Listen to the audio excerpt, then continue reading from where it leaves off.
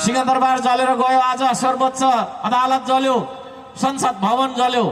आगजनी आन्दोलन दुनियाँभरको तोडफोड है, कट्टा मार मात्रै गरिराखेर देश बन्दैन। सिंहदरबारलाई जोगाउन नसक्ने, संसद भवनलाई जोगाउन नसक्ने र सर्वोच्च अदालतलाई जोगाउन नसक्नेहरूले तपाईको जीवन जोगाउन सक्छ? यो देशका सबै नेताहरूको मैले नारी छामेको छु, कोहीसँग छैन भिजन, कोहीसँग छैन भिजन। भिजन भन्ने के हो भन्नका लागि, हेर्नका लागि धरा नआउनुहोस्।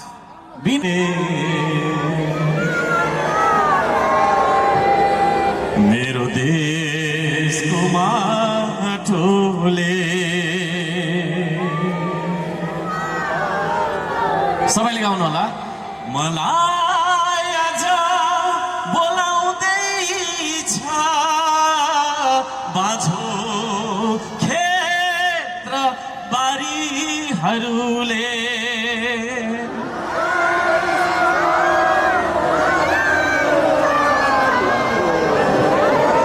क्षेत्र बारीहरूले मेरो देशको माटोले, मेरो देशको माटोले।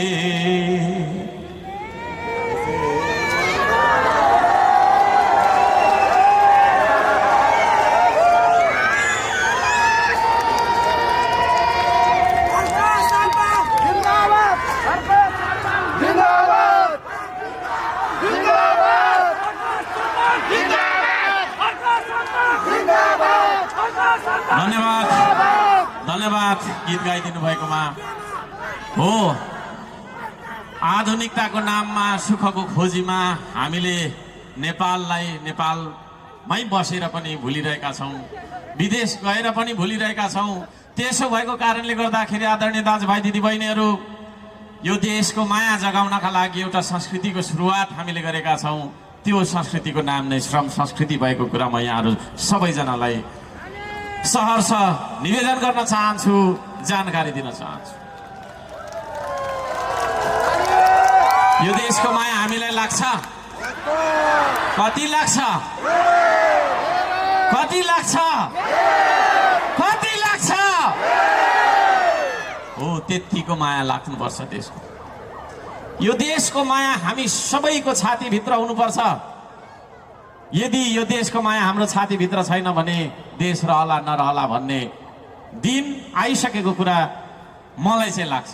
त्यसो भएको कारणले गर्दाखेरि देशप्रतिको प्रेम जगाउनका लागि निस्केको श्रम संस्कृतिमा यहाँहरू सबैजनालाई हार्दिक हार्दिक स्वागत गर्न चाहन्छु। दमक, कस्तो मजाको नाम। दमक, चमक चमक चमक भन्नुहोस् त। दमक, चमक चमक चमक, दमक, लमक लमक लमक भन्नुहोस् त। हो, चमक चमक चमक चम्किएको छ दमक। आज यहाँ लमक लमक लमक अगाडि लम्किएको छ दमक। बधाई छ, यहाँहरू सबैजनाले यत्रो ठुलो सहभागितामा हामीलाई स्वागत गर्नुभएको छ, श्रम संस्कृतिलाई स्वागत गर्नुभएको छ, देशलाई माया गर्नुपर्छ भन्ने अभियानलाई स्वागत गर्नुभएको छ। यहाँहरू सबैजनालाई हार्दिक धन्यवाद दिन चाहन्छु। मित्रहरू, अब यो देशमा नयाँ सोच विचारको खाँचो, नयाँ तपाईँको चाहिँ नयाँ शैलीको मनोविज्ञानको खाँचो भएको कारणले गर्दाखेरि अब हामीले त्यसतर्फको यात्रा तय गर्नुपर्ने यहाँहरू सबैजनालाई म निवेदन गर्न चाहन्छु। आदरणीय दाजुभाइ दिदीबहिनीहरू, अब यो देशमा धेरै कुराहरू भए। अहिले भर्खरै पनि यहाँदेखि पछाडिपट्टि हेरेको एउटा घर जलिराखेको रहेछ। त्यो घर हो कि अफिस हो मलाई थाहा भएन है, मलाई थाहा भएन। यसरी तपाईँको चाहिँ आगजनी आन्दोलन दुनियाँभरको तोडफोड है, कट्टा मार मात्रै गरिराखेर देश बन्दैन। त्यसो भएको कारणले गर्दाखेरि मिलेर श्रम गरौँ भन्ने, निम्तो दिनका लागि मिलेर श्रम गर्नुपर्छ भन्ने आह्वान गर्नका लागि श्रम संस्कृति लिएर हामी यहाँ आएका छौँ। तपाईँहरू तयार हुनुहुन्छ हामीसँग सँगै मिलेर काम गर्नका लागि? धन्यवाद दिन चाहन्छु। अब देशमा अरूलाई दोष त हामी चाहदैनौँ, तर यथार्थ समीक्षा गर्नै पर्छ। देशमा 70-80 वर्ष पुराना पार्टीहरूले सिंहदरबार जलाउनु तपाईँको चाहिँ जोगाउन सकेन। सिंहदरबार जलेर गयो, आज सर्वोच्च अदालत जल्यो, संसद भवन जल्यो। त्यसो भएको कारणले गर्दाखेरि हामी अब गम्भीर भएर आत्मसमीक्षा हामीले गर्नै पर्छ। म त्यो नभनिकन सत्यलाई सत्य भन्न सक्नुपर्छ, तथ्यलाई तथ्य देख्न सक्नुपर्छ। अब देशले विकल्प खोजेको कुरा म यहाँहरू सबैजनालाई निवेदन गर्न चाहन्छु, जानकारी गराउन चाहन्छु। र यो तपाईँहरू पनि विकल्प नै खोजेर आउनु भएको जस्तो मलाई लागेको छ। हो जुन सरकारले, जुन दलले आजभन्दा तपाईँको छैन 50औं वर्ष होइन 70 वर्ष अगाडिदेखि चाहिँ तपाईँको राजनीति गरेको थियो, त्यो दलहरूले सिंहदरबार जस्तो चाहिँ हाम्रो शिरलाई जोगाउन सकेन। समीक्षाहरू गर्न सकिन्छ, गल्ती कसको थियो भन्ने कुराहरू निकाल्न सकिन्छ, तर सिंहदरबारलाई पनि जलाउन तपाईँको चाहिँ जोगाउन नसक्ने, सिंहदरबारलाई जोगाउन नसक्ने, संसद भवनलाई जोगाउन नसक्ने र सर्वोच्च अदालतलाई जोगाउन नसक्नेहरूले तपाईँको जीवन जोगाउन सक्छ? तपाईँको जीवनको ग्यारेन्टी छ यहाँ? त्यसो भएको कारणले गर्दाखेरि अब विकल्पको खाँचो छ। यहाँहरू सबैजनालाई म हार्दिक निवेदन गर्न चाहन्छु, हार्दिक आह्वान गर्न चाहन्छु। अङ्ग्रेजीमा भनाइ छ, डोन्ट जज a book by its cover. हेर्दाखेरि हामी साना देखिन्छौँ, फुच्चे देखिन्छौँ, साधारण देखिन्छौँ, हो, तर ठुलादेखि नै सुकिला मुकिला भएर हिँड्ने मान्छेहरूले यो देशलाई सही नेतृत्व गर्न सकेको भए आज 75 जना हाम्रा छोराछोरी मर्नु पर्थ्यो र है? देश जलेर खरबौँको क्षति बेहोर्नु पर्ने स्थितिमा अब के हुने कसो हुने भन्ने खालको अन्योलताको स्थितिमा रहनु पर्ने हुन्थ्यो र? त्यसो भएको कारणले गर्दाखेरि म सबैजनालाई भन्न चाहन्छु, आदरणीय नेपाली दाजुभाइ दिदीबहिनीहरूलाई भन्न चाहन्छु, दमकवासी आमा बुवा दाजुभाइ दिदीबहिनीहरूलाई भन्न चाहन्छु, मिडिया मार्फत सारालाई भन्न चाहन्छु, now the time has come. अब हामी परिवर्तन हुनुपर्छ। अब हाम्रो सोच विचार परिवर्तन गर्नुपर्छ। आदरणीय दाजुभाइ दिदीबहिनीहरू, त्यो सोच विचार परिवर्तन गर्नुपर्छ भन्ने उद्देश्य लिएर हामी यहाँ आएको कुरा म यहाँहरू सबैजनालाई निवेदन गर्न चाहन्छु।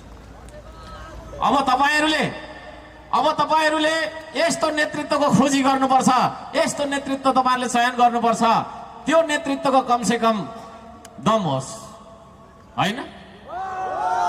दमक भन्ने सहरको नाम जुन छ तपाईँहरूको, त्यसबाट कलाई अलिकति हटाइदिँदा त्यहाँ के रहन्छ? दम, है? दम भएको मान्छेहरू तपाईँहरू, यदि दम भएको मान्छेहरू हो भनेदेखि तपाईँहरूले दम भएको मान्छेलाई नै देशको नेतृत्व पनि बनाउनुपर्छ। आपद विपदको बेला भागिने मान्छे, लुकिने मान्छेलाई तपाईँहरूले नेतृत्व बनाएर हुँदैन। आदरणीय दमकवासी दाजुभाइ दिदीबहिनीहरू, म त्यो भन्न चाहन्छु। त्यसो भएको कारणले गर्दाखेरि अलिकति दम भएको मान्छे, अलिकति इमान जमान भएको मान्छेलाई अब तपाईँहरूले यो देशको सत्ता चलाउन दिनुपर्छ, म त्यो भन्न चाहन्छु। र इफ वी आर नट रङ, यदि हामी गलत छैनौँ भने तपाईँहरूले हामीलाई भोट दिनुपर्छ। चुनाव चिन्ह माटो लिएर हामी यहाँ भोट माग्नकै लागि आएको हो, होइन? कुनै किसिमको तपाईँको छैन हामीले यहाँ ढाँट्नु पर्ने स्थिति छैन, मै माग्नु जानु ढुङ्ग्रो लुकाउनु गर्न पर्ने स्थिति छैन। हामी तपाईँहरू समक्ष यो चुनावी प्रचारको सभा पनि लिएर आएका छौँ, साथसाथै सामाजिक जागरणको अभियान पनि लिएर आएका छौँ। यहाँहरू सबैजनालाई म श्रम संस्कृतिमा जोडिनका लागि हार्दिक अनुरोध गर्न चाहन्छु। हामी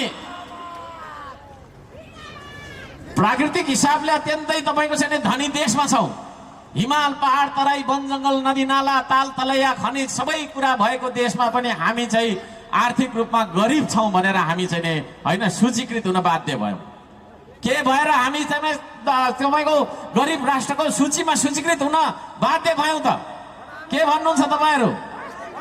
भ्रष्टाचारको कारणले जसलाई नेता भनेर तपाईँको चाहिँ चुनेर पठायो त्यही मान्छे तपाईँको चाहिँ देश बेच्नतिर लागेपछि, त्यही मान्छेले भ्रष्टाचार गर्न लागेपछि, कमिसन र घुसखोरीमा भुलेपछि यो देश बन्छ त?